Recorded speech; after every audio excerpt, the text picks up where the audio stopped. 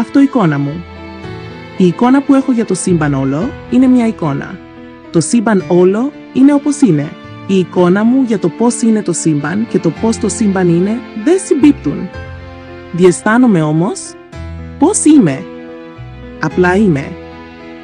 Ασχέτως της εικόνας που σχηματίζω εγώ για τον εαυτό μου και είμαι ασχέτως της εικόνας που έχω σχηματίσει για το σύμπαν και ασχέτως της εικόνας που έχουν άλλα πλάσματα για εμένα.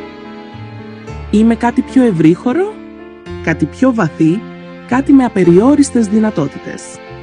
Είμαι πεδίο άπειρων δυνατοτήτων.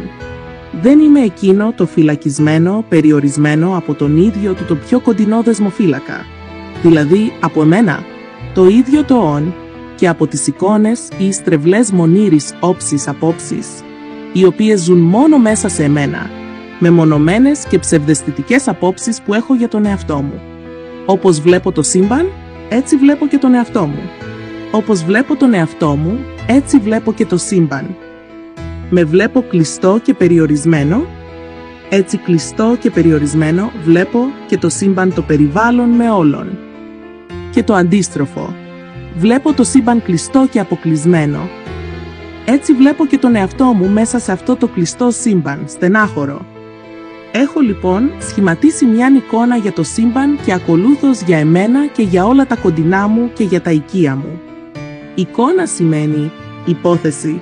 Η ρίζα της προέρχεται από το ρήμα εικάζω, που σημαίνει υποθέτω, θεωρώ, εκλαμβάνω, πιστεύω, βασισμένο σε δικά μου κριτήρια.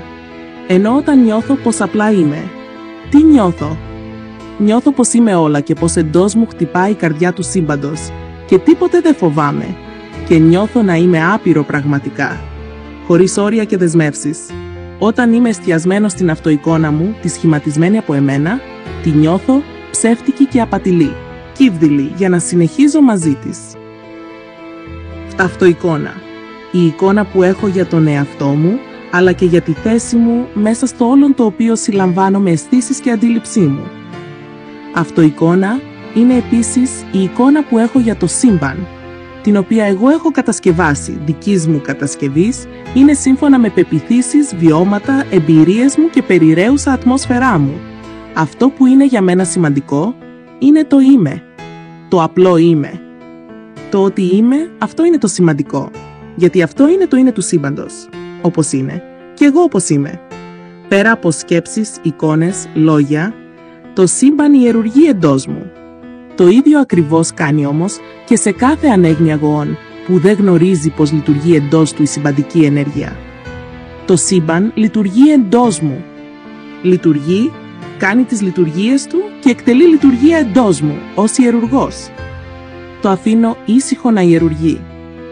Το αφήνω ήσυχο να ιερουργεί εντός μου και το αφήνω ήσυχο να ιερουργεί εντός ιουδήποτε όντος, ιουδήποτε. Σε όλα τα όντα υπάρχει το σύμπαν εντός του με όλη του τη σοφία, με όλη του την ενέργεια, τη λειτουργικότητα. Άρα, προς τι ανησυχία? Μένω στο εντός μου. Εκεί βρίσκεται το σύμπαν όλο. Και αυτό είναι όλο και όλο.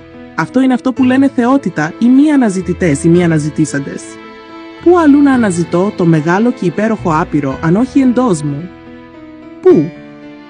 Δεν είναι κάθε όν και κάθε πράγμα έκφραση, υλοποίηση, εκδήλωση του σύμπαντος. Δεν είναι έκφραση των άπειρων δυνατοτήτων του. Είναι. Κάθε όν και κάθε πράγμα είναι έκφραση, υλοποίηση, εκδήλωση των άπειρων δυνατοτήτων του σύμπαντος.